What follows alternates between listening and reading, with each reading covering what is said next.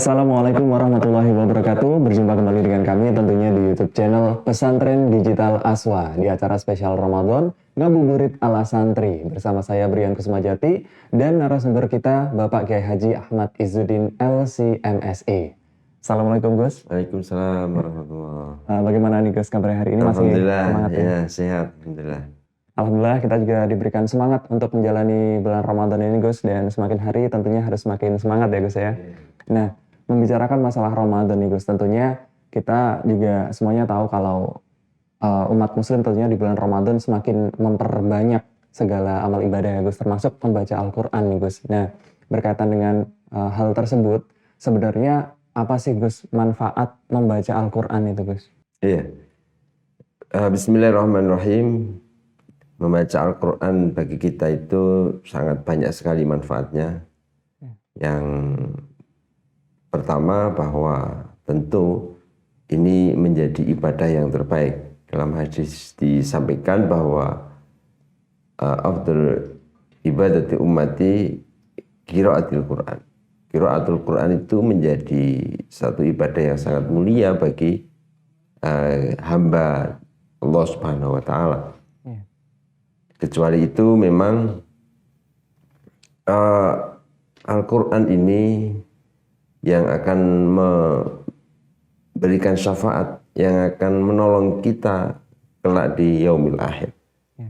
Jadi orang membaca Al-Quran dan Al-Quran ini nantinya akan menolong kita, menyelamatkan kita untuk masuk ke surga Allah.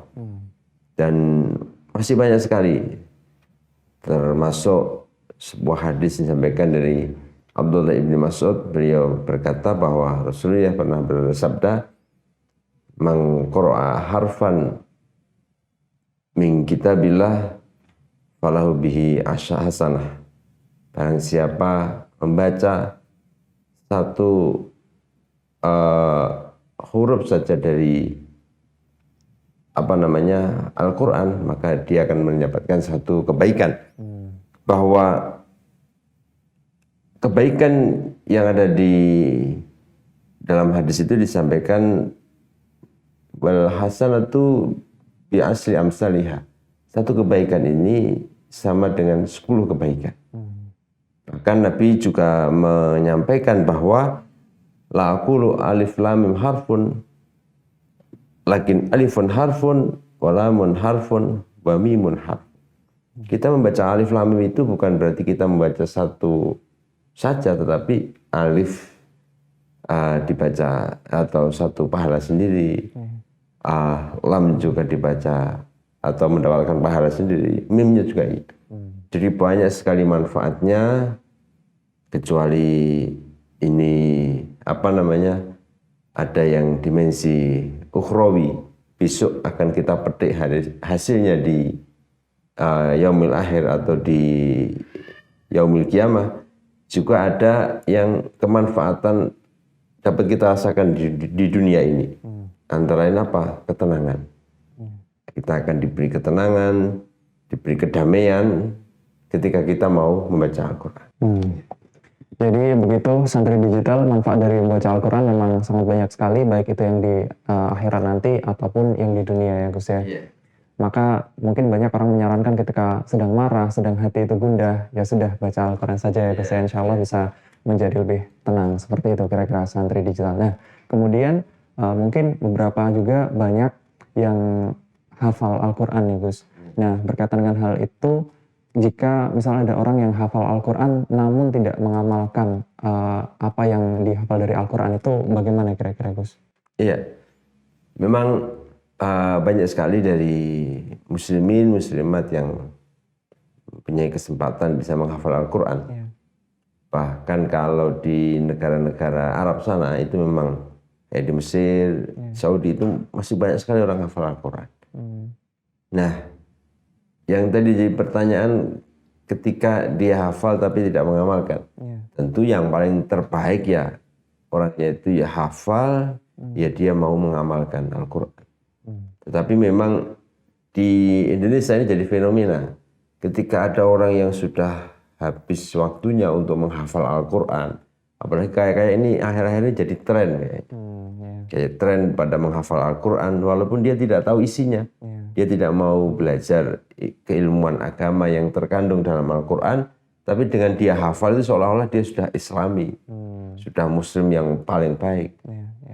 Karena memang di Indonesia kadang orang menghafal saja sudah butuh waktu yang luar biasa banyak, sehingga dia tidak ada kesempatan untuk mempelajari isinya.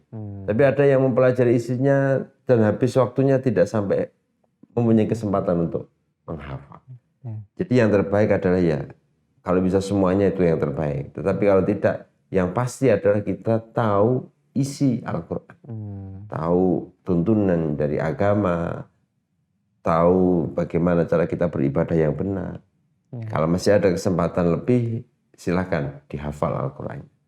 Itu yang terbaik. Jadi kalau cuma hafal-hafal saja tapi tidak berakhlak Al-Quran, tidak bisa melakukan ibadah seperti kandungan dalam Al-Quran, ini juga kurang tepat. Gitu, walaupun dia sudah menghafal Al-Quran. Jadi memang lebih baik jika hafal juga diamalkan. Nah, itu yang terbaik ya. Jadi seperti itu kurang lebih santri digital. Nah, kemudian berkaitan tadi yang sudah disampaikan juga kalau kita membaca Al-Quran kan banyak mendapatkan pahala ya Gus tentunya. Nah, apakah bisa kalau pahala itu kemudian ditransfer ke orang yang sudah meninggal Gus? Iya. Untuk transfer pahala ini memang selalu jadi polemik di lingkungan kita. Banyak orang-orang yang menyetujui atau meyakini, tapi juga beberapa ada yang masih tetap tidak percaya bahwa kiriman dari orang hidup kepada orang yang meninggal itu akan sampai ke sana. Nah, kalau kita bisa tahu bahwa dalam Al-Quran juga disampaikan pentingnya kita mendoakan kepada orang tua kita, kepada orang-orang yang sudah mendahului kita. Dan di hadis-hadis Nabi banyak sekali dorongan bagi kita untuk mendoakan orang yang meninggal.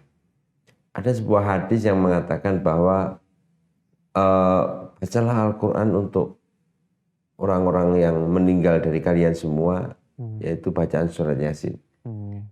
Iqra'u Yasin limautakum, bacakanlah Yasin kepada orang-orang yang telah meninggal.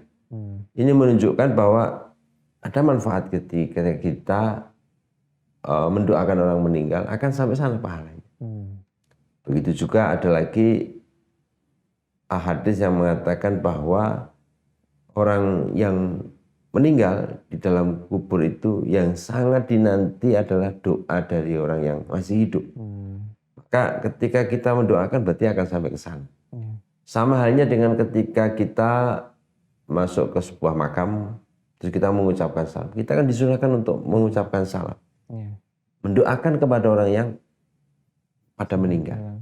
Berarti ini menunjukkan bahwa apa yang kita ucapkan itu akan sampai ke sana. Maka doa yang atau kita baca Al-Quran, baca Fatihah umpamanya dihadiahkan kepada orang tua kita yang meninggal, atau baca Yasin, baca Quran umpamanya, itu betul-betul ada manfaatnya bagi orang-orang yang sudah meninggal. Dan itu nyampe ke sana, tidak balik, soalnya nggak balik mas, mesti nyampe ke sana. Gitu. Dan kita nggak usah khawatir, kadang ada yang khawatir begini, kalau nanti saya bagi ke orang yang meninggal, kita nggak dapat full.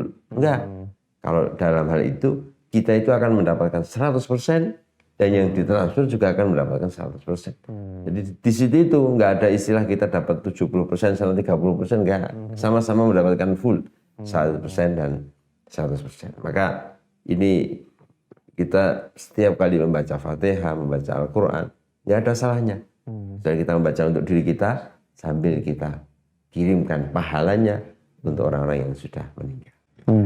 Jadi seperti itu santri digital, insya Allah sudah jelas apa tadi yang sudah disampaikan oleh Gustin ya, terus berkaitan dengan doa atau pahala yang ditransferkan ke orang yang sudah meninggal, terutama kepada kedua orang tua mungkin yang sudah meninggal, Gus, itu akan sangat baik ketika kita mendoakan beliau.